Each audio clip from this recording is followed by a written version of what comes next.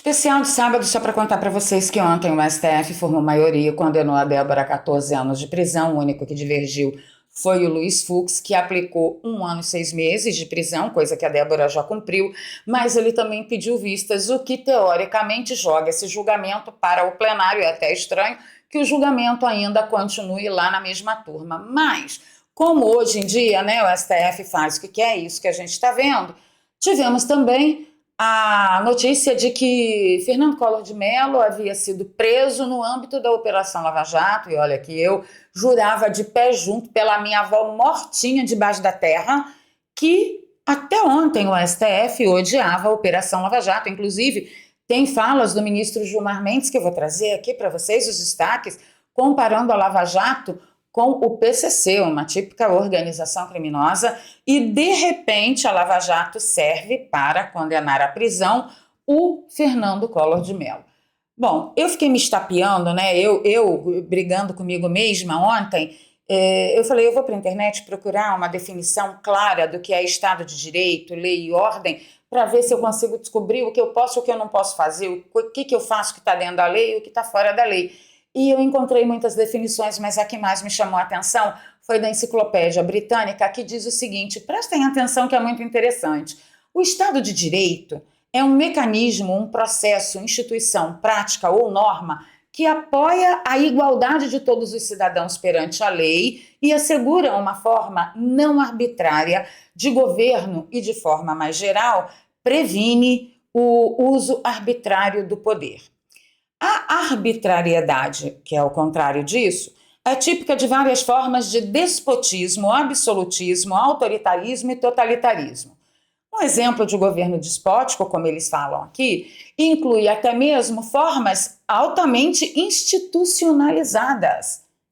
Ou seja, a picardia, a ditadura, o despotismo, o autoritarismo está nas instituições, está encruado nas instituições. E o texto continua dizendo: isso acontece no governo onde as entidades que estão no pico, no ápice da estrutura de poder, como um rei, uma junta, um comitê partidário, um partido, ou quem sabe até uma corte partidária, é capaz de agir sem a restrição da lei quando assim o desejar.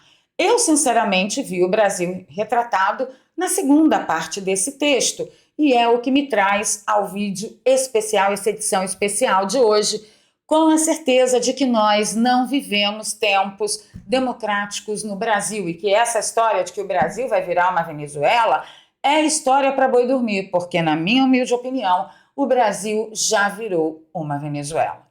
Pedir o seu like logo agora no início do vídeo, compartilhamento nas redes sociais e nos grupos de Telegram e Zap ajuda a nossa voz a chegar mais longe. Se você é novo por aqui, se inscreva no canal, ative o sininho, dá essa força pra gente aí. E se você já é de casa, visualiza tudo aí, porque o preço da liberdade é a eterna vigilância. Antes de ir para as nossas pautas de capa, eu quero comentar com vocês sobre a vergonha alheia internacional que nós estamos passando lá em Roma. Eu vou mostrar para vocês quantas pessoas do governo de Donald Trump estão embarcando no Number One, que é o avião oficial do governo Trump, para prestar as suas últimas homenagens ao Papa em Roma. Contem aí. Quem está embarcando? Donald Trump e Melania Trump. Só 2 pessoas. Enquanto isso, o governo brasileiro está lá assim, ó. Olha isso aqui. Gente, tem todo tipo de canalha aqui. Tem até o ministro do agro, da agropecuária. Davi Alcolumbre, Hugo Mota, Lula Janja, Dilma, Lewandowski, Barroso. Olha, até a Tonga da Mironga do Cabulete foi junto. Sabe aquele povinho assim, regabofe? Regabofe é de grátis. Então eu tô indo para lá. Ah, me leva, vai, leva eu, leva. Que vergonha. Sabe quem está pagando tudo isso? Eu e você. E aí, dentro dessa definição, né, de despotismo que a Enciclopédia Britânica com maestria definiu, eu trago a vocês a notícia de que o STF formou maioria para condenar a Débora Rodrigues, que é a moça do batom, a 14 anos de prisão. e ainda vai pagar 50 mil reais, isso de acordo com a maioria que foi formada antes do pedido de vistas de Fux. Quem são os responsáveis por essa desgraça que a qualquer momento a Débora pode ter que largar os seus filhos novamente e ir cumprir uma pena de 14 anos que nenhum baderneiro esquerdista pegou até agora. Os baderneiros que colocaram fogo no ministério lá em Brasília, que incendiaram a estátua Borba Gato, que sujaram de tinta vermelha o prédio da ministra lá do STF, que eu esqueci o nome dela agora, põe aí nos comentários para mim. Todos eles pegaram 30 dias de condenação e pagaram ou em cesta básica ou em serviço à comunidade. Mas a Débora, como é bolsonarista, ela vai pegar 14 anos de prisão e ainda vai ter que pagar 50 mil reais de multa. Quem são os responsáveis diretos por essa desgraça? Na minha opinião, Hugo Mota, porque não cumpriu a palavra de pautar a urgência do PL da anistia, ele combinou com o Sóstenes, caso o Sóstenes alcançasse as assinaturas necessárias, ele pautaria a urgência do PL. Altineu Cortes, que também não pautou quando assumiu a presidência da Câmara, não é? Enquanto Hugo Mota estava viajando. E a Frente Parlamentar pela Agropecuária, que é a maior bancada da bosta do Congresso, e tá calada. Só com as assinaturas da FPA a gente já tinha esse problema absolutamente resolvido. Então, são, politicamente, os 3 responsáveis diretos. Se você tem o X, está lá no meu X esse post com as arrobas de todos os envolvidos diretamente. Nesse caso, eu gostaria de pedir a vocês que diligentemente e educadamente pressionassem essas pessoas e o perfil da FPA, tá? Aí, o Luiz Fux fez o quê? Ele disse que não é crime longitudinal, que não tem nada disso, que isso é uma bobagem, 1 ano e 6 meses. E, gente, isso daria a Débora a liberdade incondicional. Liberdade total e completa. Vocês já imaginaram a Débora estando livre, podendo ir para jornal, para podcast, para mídia, para imprensa, contar tudo como aconteceu, o que o seu advogado teve acesso, o que não teve, como que foi o julgamento, como que foram as condições de prisão. Vocês acham mesmo que a Corte de Marfim vai permitir que isso aconteça? Mas de ré nenhum. Então, o que foi feito? Fux falou, 1 ano e 6 meses, Débora já cumpriu 2 anos, né? Ainda pode pedir até ressarcimento de alguma coisa de tempo extra, e pediu vistas. Óbvio que o STF não vai deixar que isso aconteça. Obviamente, então tudo será tentado lá.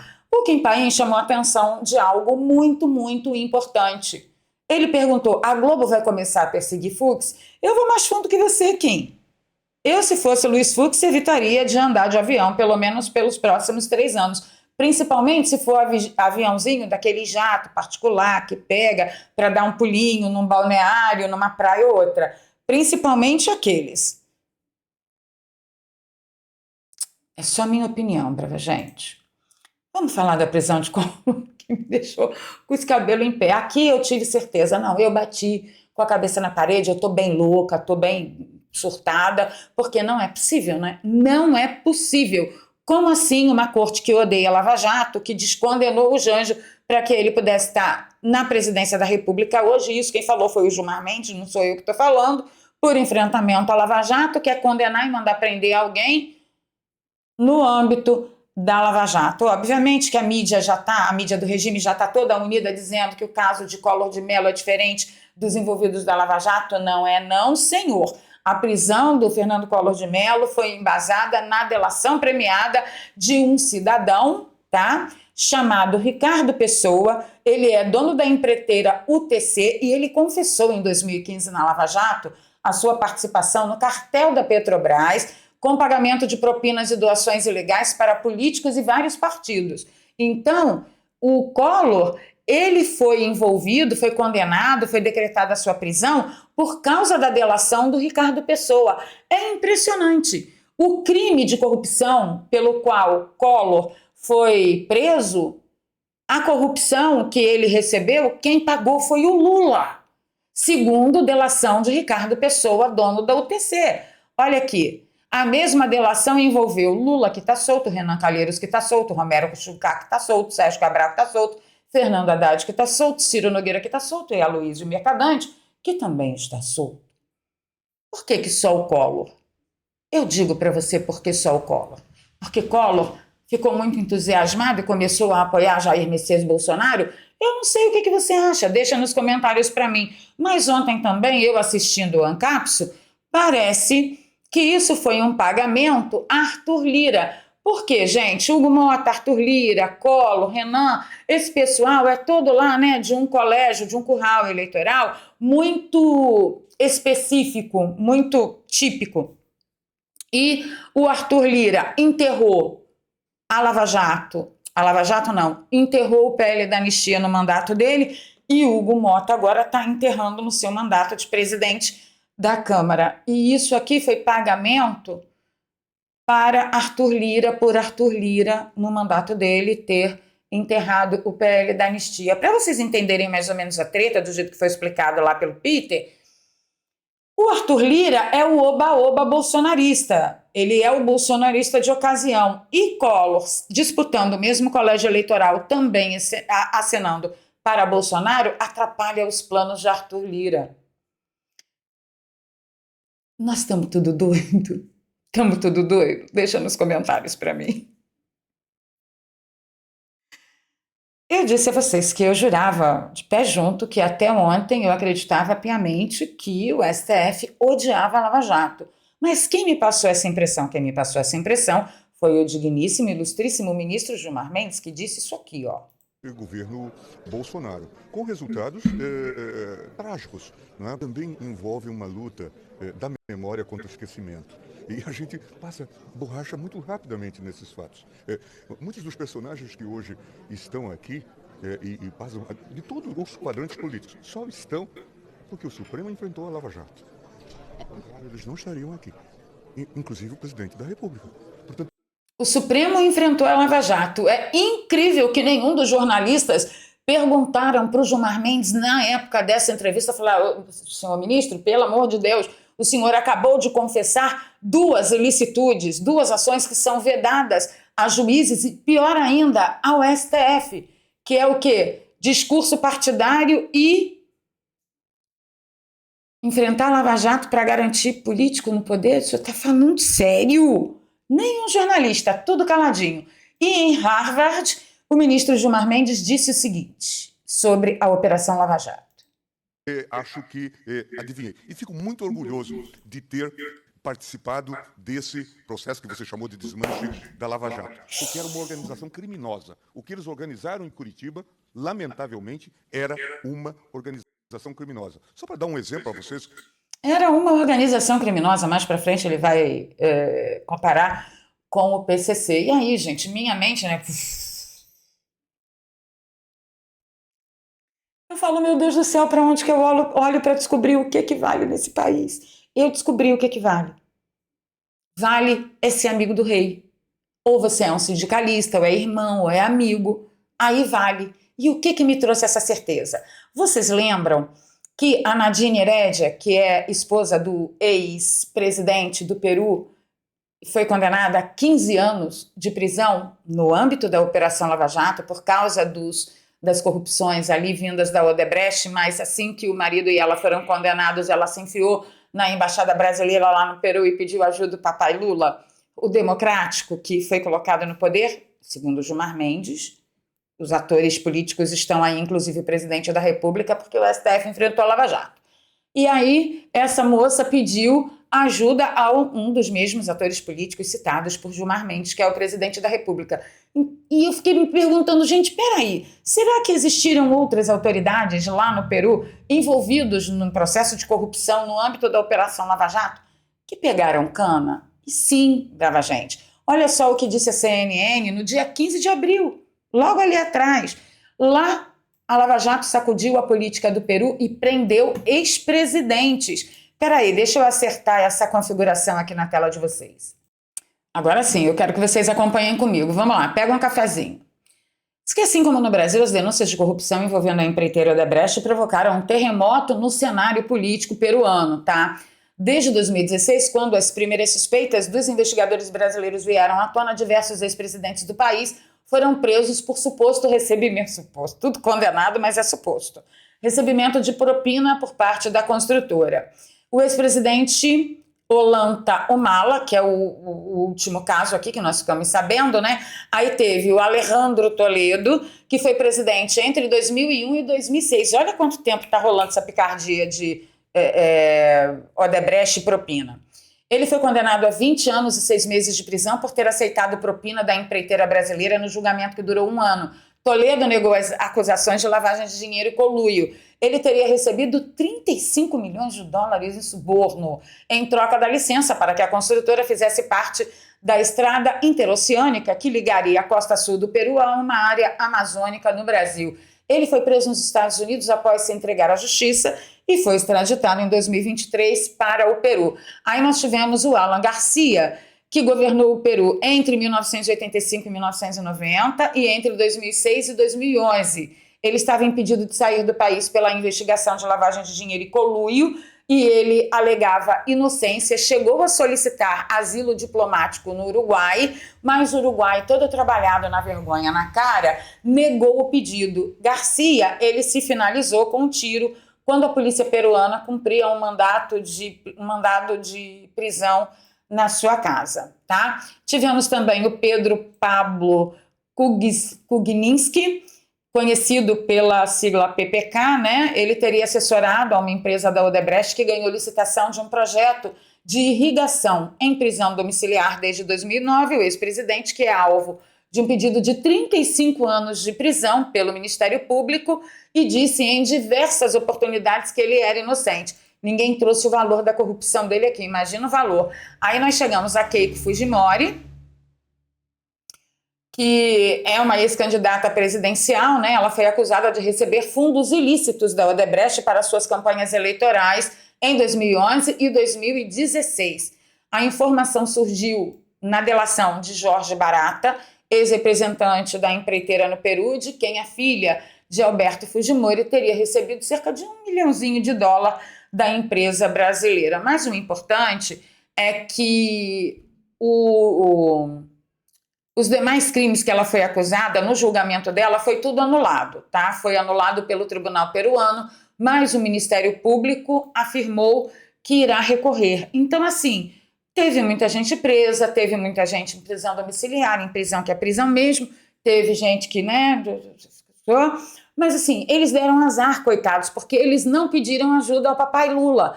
Então, assim, quem não teve ajuda do papai Lula foi para cadeia. Quem teve ajuda do papai Lula...